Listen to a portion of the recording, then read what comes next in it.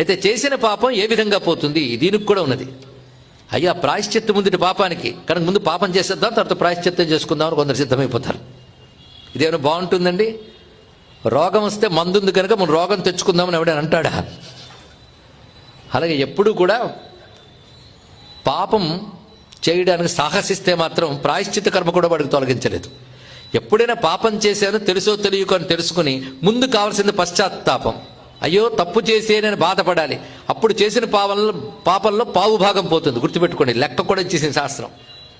పశ్చాత్తాపడితే పావు భాగం పోతుంది. అందుకని పశ్చాత్తాపడి కొంత డబ్బు కట్టివేసినా పాపము పోదు తెలుసుకోండి శాస్త్రం ఇక్కడ. కనుక 6 రోజులు పాపం చేసి 7వ రోజు పశ్చాత్తాపడితే పోదండి ఇక్కడ.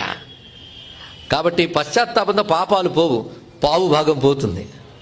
తర్వాత ఏమిటంటే పశ్చాత్తాపం తర్వాత అయ్యో ఇంత పాపం చేసేనని బాధపడి తర్వాత ఇకపై చెయ్యను అని నిశ్చయించుకోవాలి. 2వ స్టెప్ అది. ఇకపై చెయ్యను అనుకుంటే మరొక పావు భాగం పోయింది. కొందరు పశ్చాత్తాపడుతుంటారు, మళ్ళీ చేసేస్తుంటారు. చిచి ఎంత తప్పు చేశానండి అంటాడు. ఇక చెయ్యడేమో అని మనం అనుకుంటాం, మళ్ళీ రేపు వాడు రెడీ. బలహీనతలు అలా ఉంటే ఏం చేస్తాం?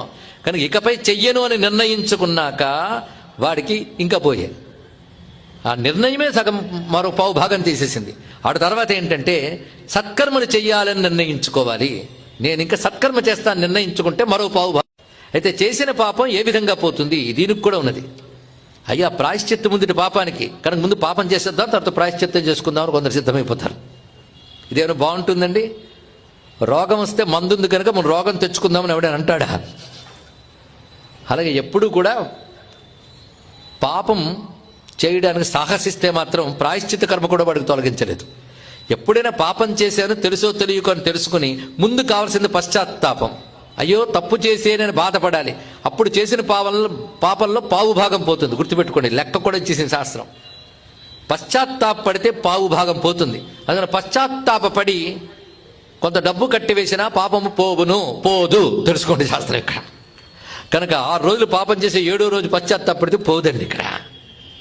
కాబట్టి పశ్చాత్తాపంతో పాపాలు పోవు, పావు భాగం పోతుంది. తర్వాత ఏమిటంటే పశ్చాత్తాపం తర్వాత అయ్యో ఇంత పాపం చేసేనని బాధపడి తర్వాత ఇకపై చెయ్యను అని నిశ్చయించుకోవాలి. 2వ స్టెప్ అది. ఇకపై చెయ్యను అనుకుంటే మరొక పావు భాగం పోయింది. కొందరు పశ్చాత్తాపడుతుంటారు, మళ్ళీ చేసేస్తుంటారు. చిచి ఎంత తప్పు చేశానండి అంటాడు. ఇక చెయ్యడేమో అని మనం అనుకుంటాం, మళ్ళీ రేపు వాడు రెడీ. బలహీనతలు అలా ఉంటే ఏం చేస్తాం? కనుక ఇకపై చెయ్యను అని నిర్ణయించుకున్నాక వాడికి ఇంకా పోయే ఆ నిర్ణయమే సగం మరో పావు భాగం తీసేసింది. ఆ తర్వాత ఏంటంటే సత్కర్మలు చెయ్యాలని నిర్ణయించుకోవాలి. నేను ఇంకా సత్కర్మ చేస్తాను నిర్ణయించుకుంటే మరో పావు భాగం